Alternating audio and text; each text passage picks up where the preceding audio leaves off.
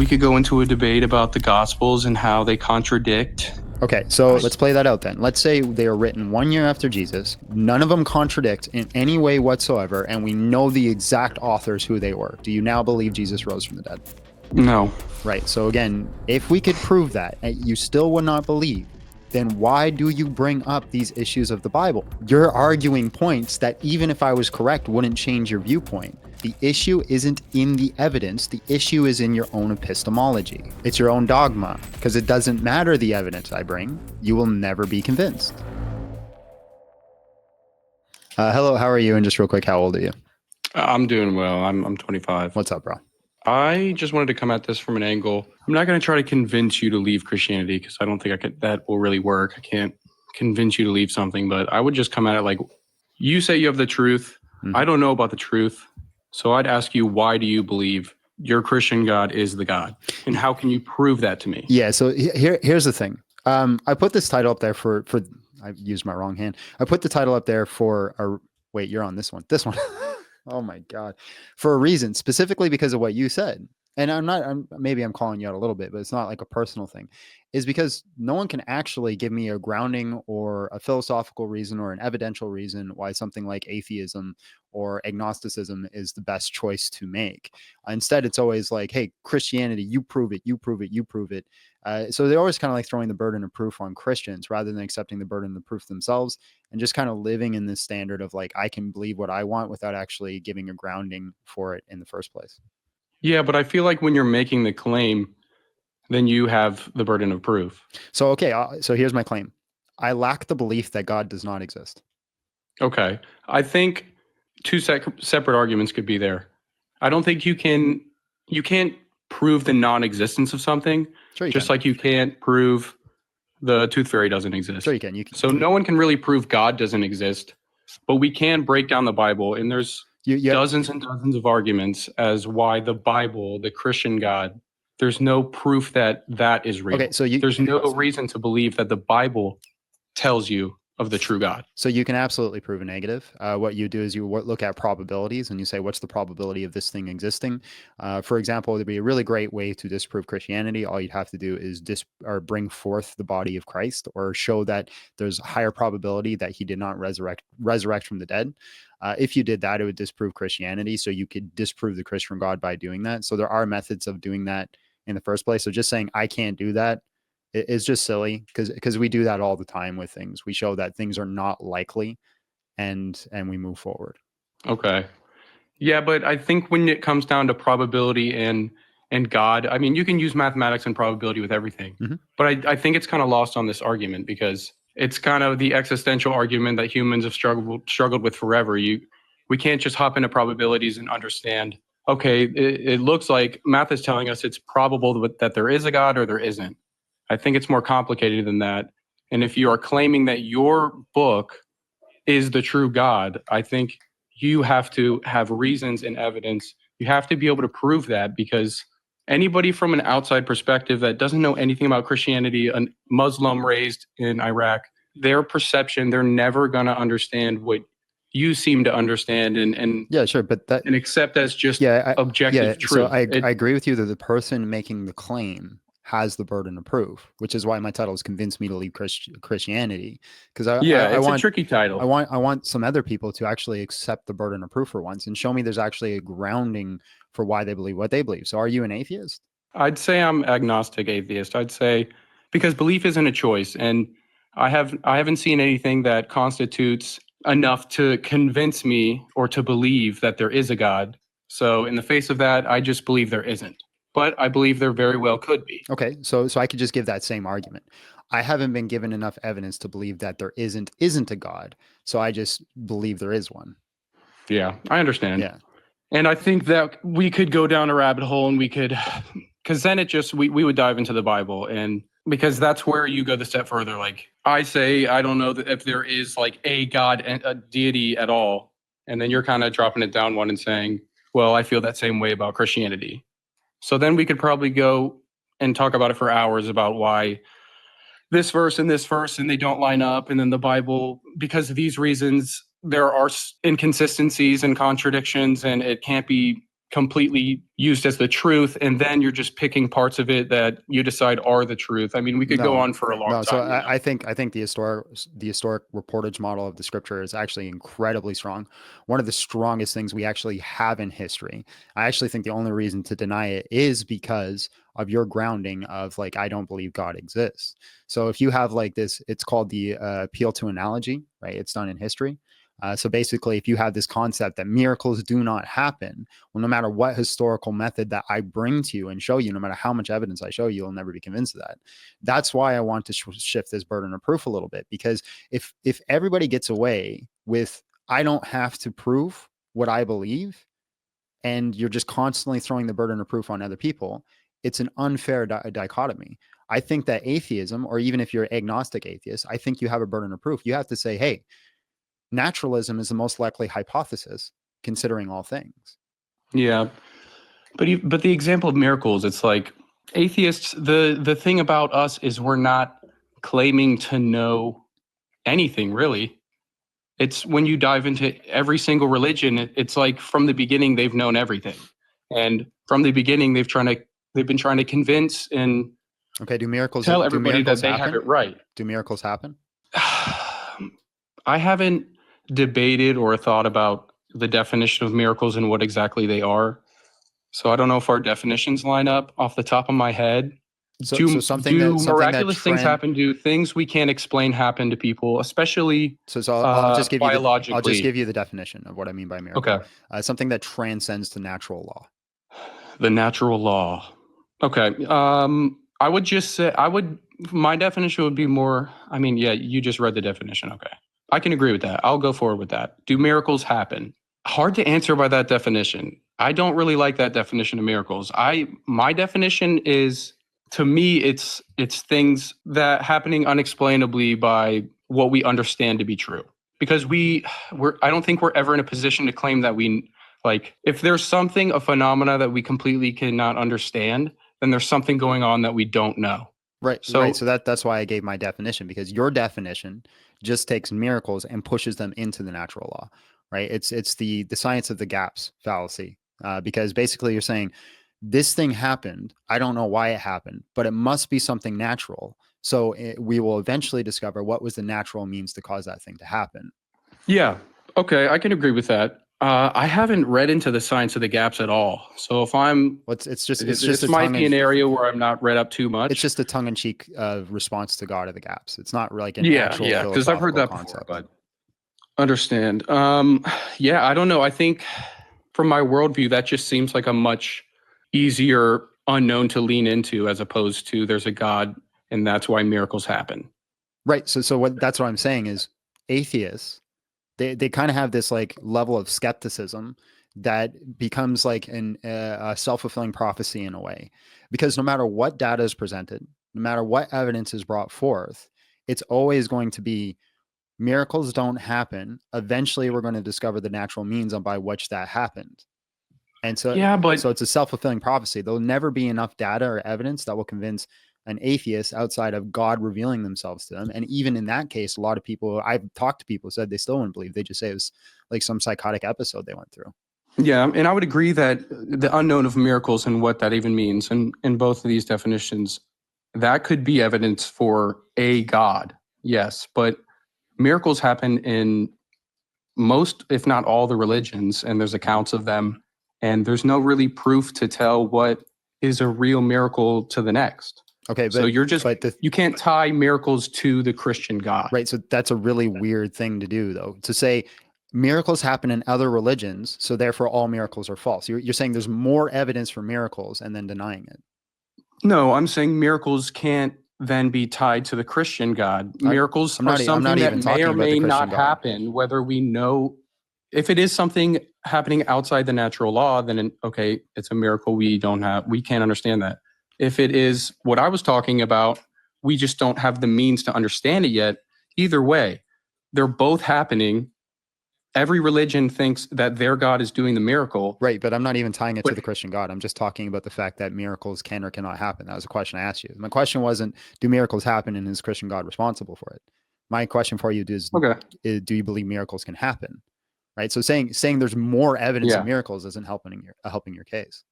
No, I guess I'm looking to see where this goes. Like, what's I would say sure I believe in miracles. Okay, so then if you believe in miracles and you believe the breaking of the natural order, which means that you're not locked into naturalism.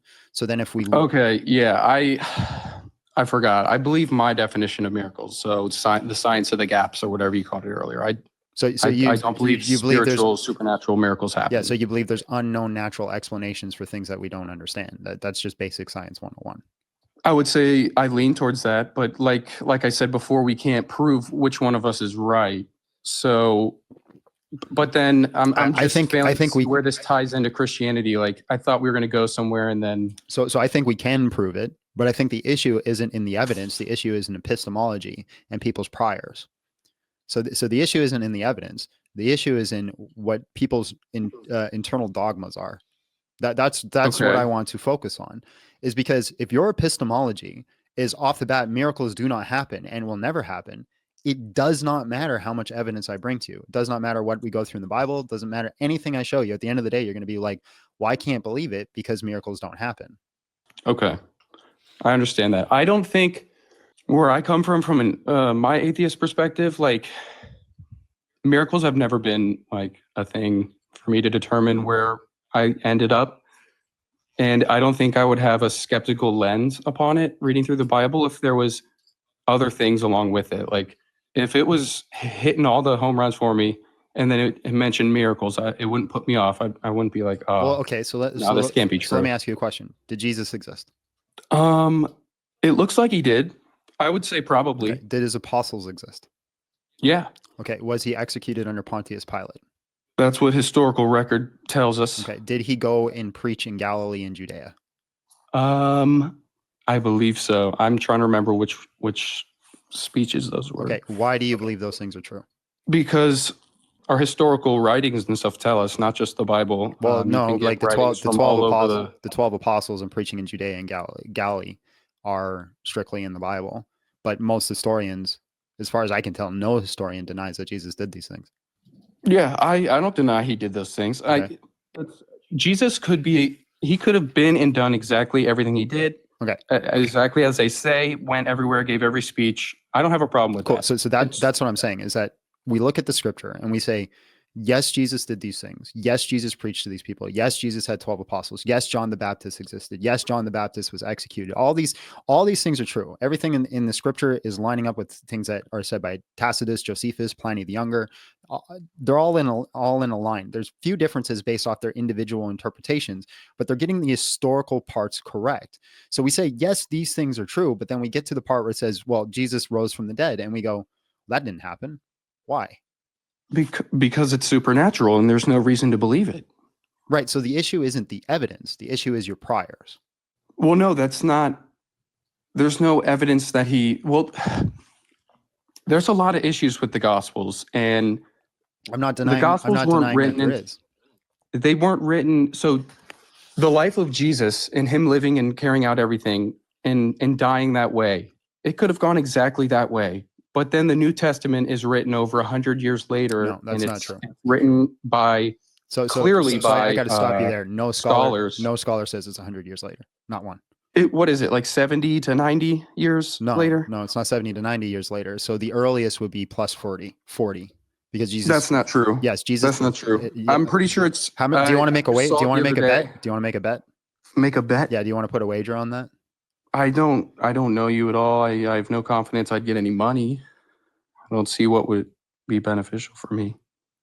I'll send the money to somebody in the chat, and you send the money to somebody in the chat, and then they can send it. Yes, I'll bet plus 40 years. I'll bet over 40 years. I'm pretty sure it's like closer to 70 to 110. And Okay. It was passed down orally. All right. So do you have Google up until then? Right now? And then I mean, it's very plausible. It was. Do you have Google? Hold on. Don't go to it yet. I'm going to tell you what to Google. All right. So go to Google. Google, when did Jesus die? And then after that, go Google, when was the Gospel of Mark written? I also have it up on the screen. I mean, did Jesus died? What does it say?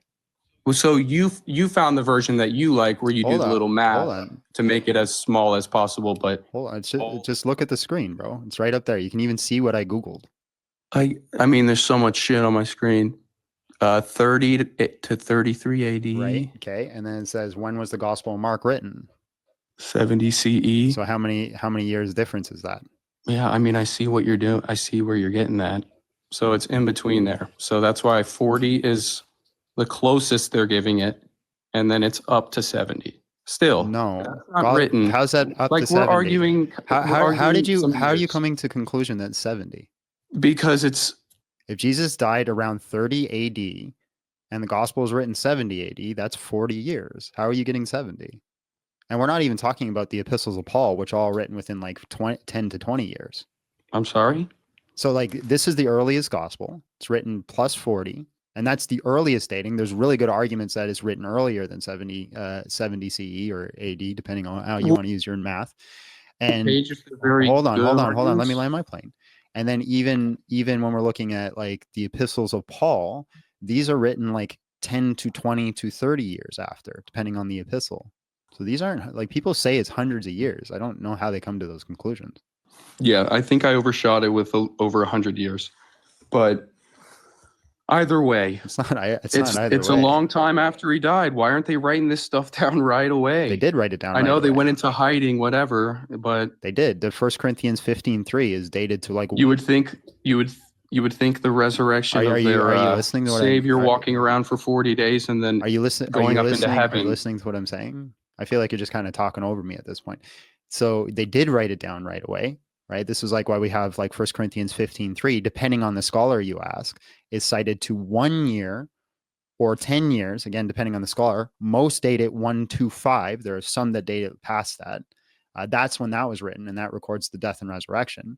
But even if we don't look at that, a lot of scholars hold to the fact that Matthew, Mark, Luke, and John could have been using the sources called either M, L, or Q. Q is the primary version of that source, which would have been an earlier dating. But we don't have Q, so we don't know when it was written.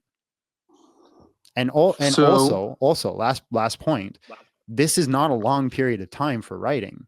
Like when we're looking at antiquity, there are writings that we find from people that we accept in history that span like 400, 500, 100 years. Like it's not an unknown thing. To have a source that's that close is actually very unlikely when we're looking at antiquity. Yeah. All right. I lost my train of thought.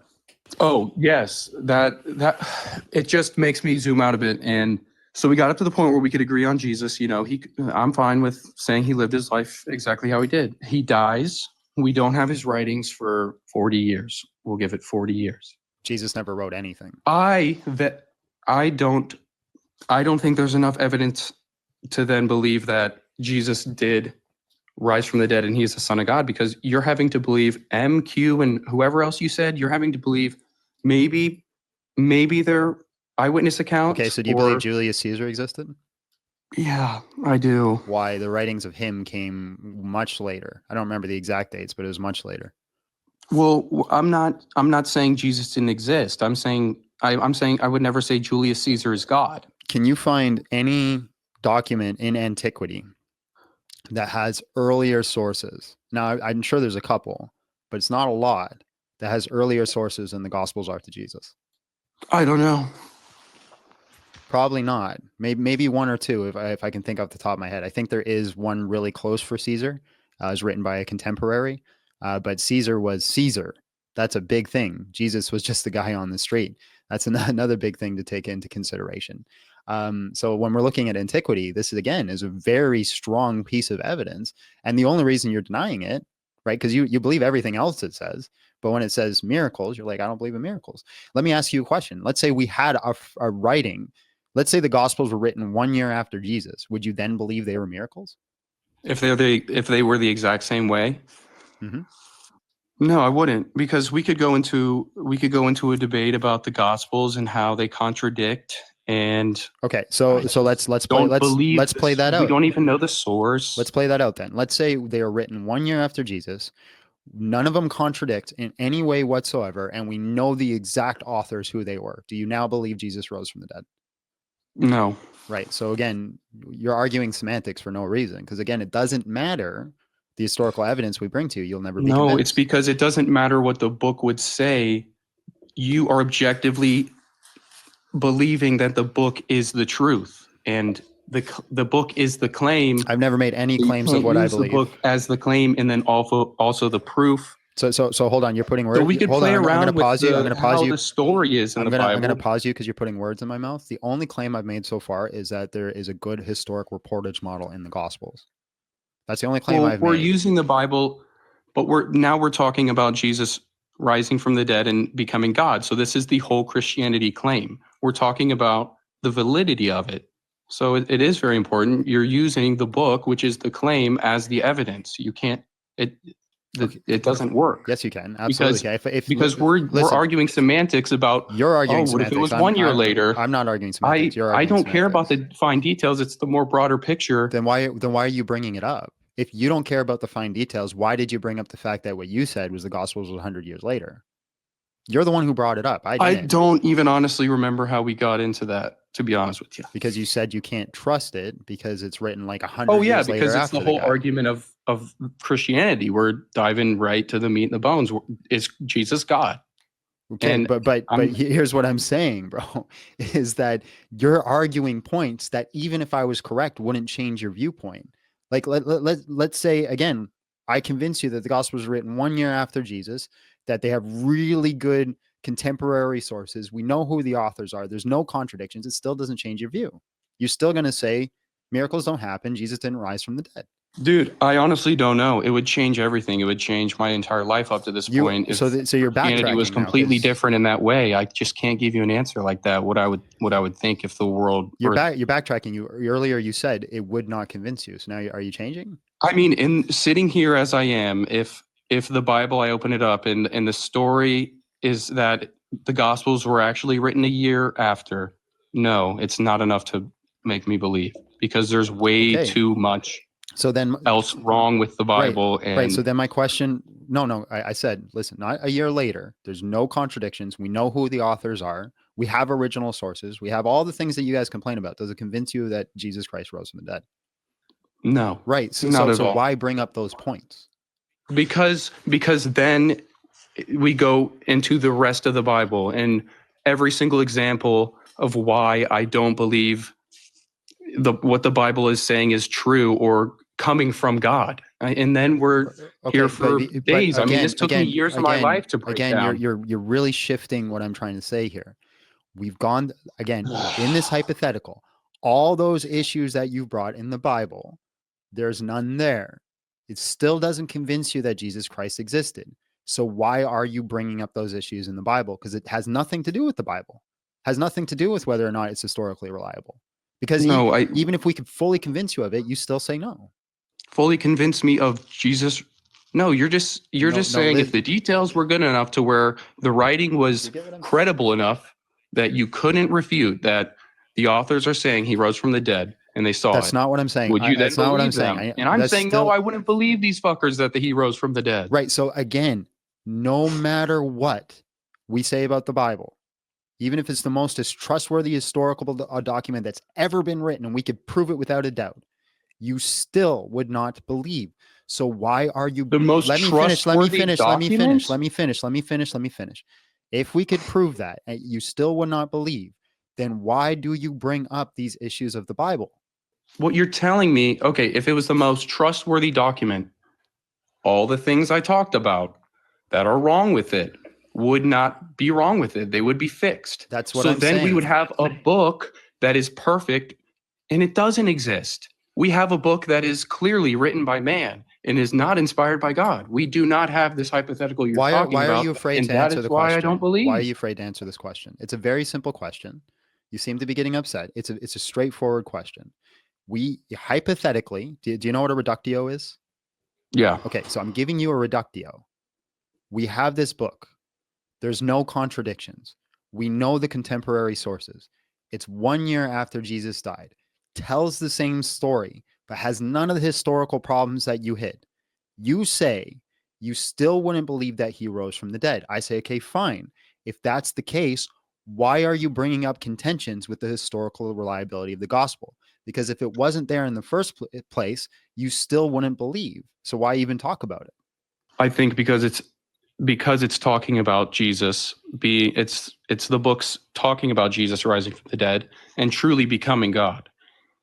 It's the exceptional claim. So when there are historical flaws and contradictions in it that we have, I'm going to argue them because I think it is an argument against the validity of the entire religion. So it's not like if we could just fix up this one part, everything would be fixed for me.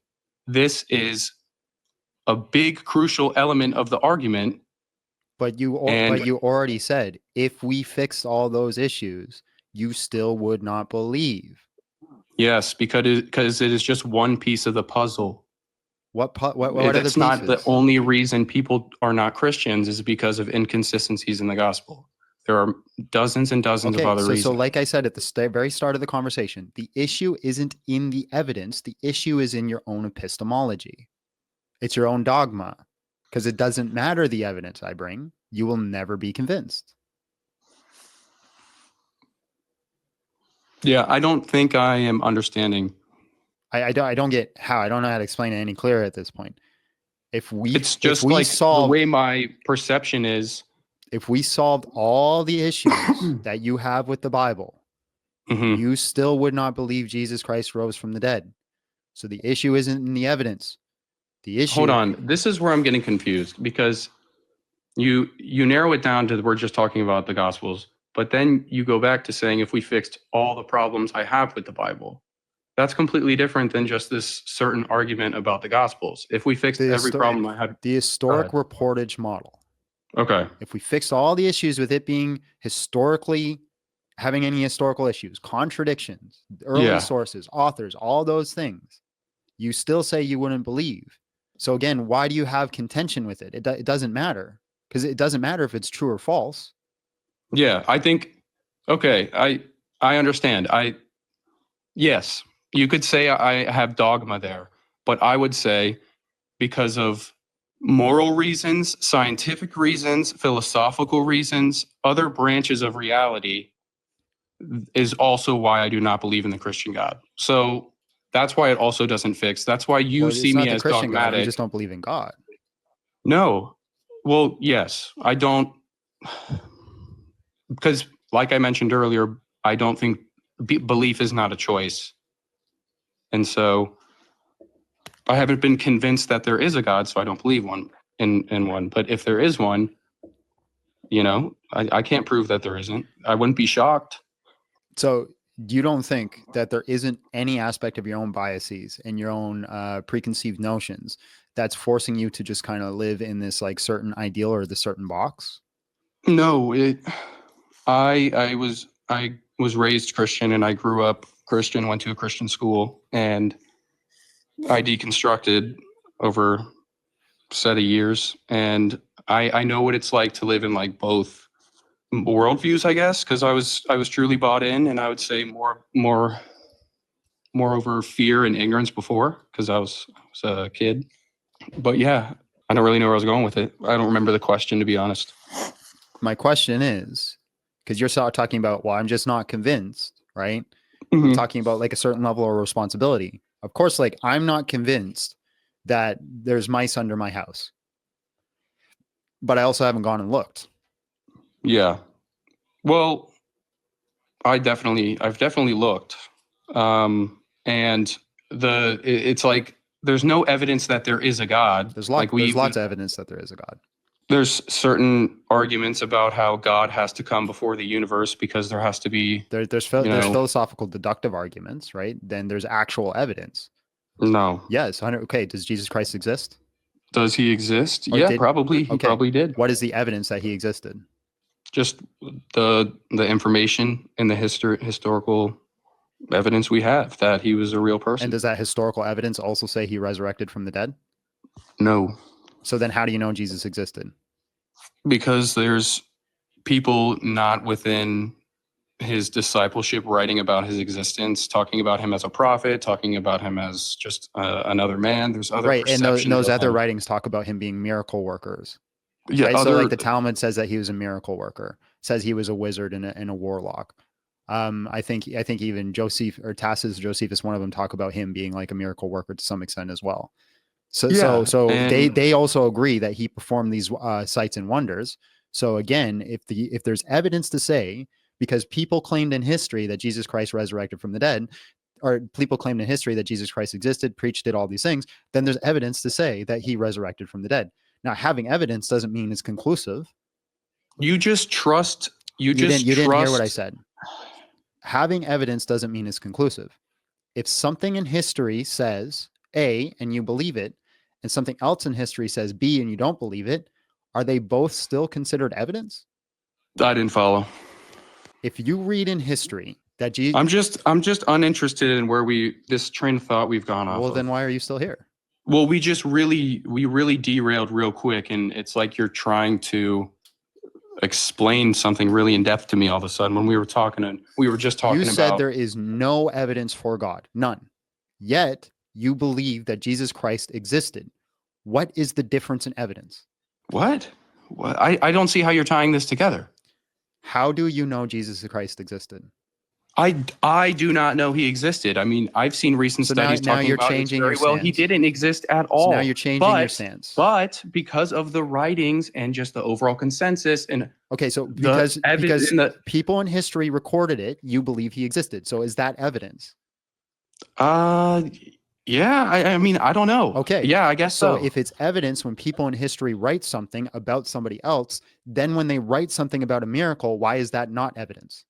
I think the arguing of someone's existence is a whole lot different. I'm not interested. Arguing I'm not interested in your epistemology God or miracles. I'm not interested in your epistemology. I feel like you're trying dogma. to strong arm me. I'm not interested in your epistemology or your dogma. I'm interested in what is the fundamental difference in A being evidence and B not being evidence.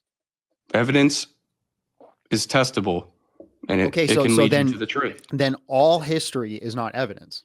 Because you just said, now you're backpedaling again. Because hold on, you just said that most likely Jesus Christ existed because of what was written in history. Scientific evidence is testable. Different evidences. There's historical evidence. There's scientific evidence. Give me the testable evidence that Jesus Christ existed.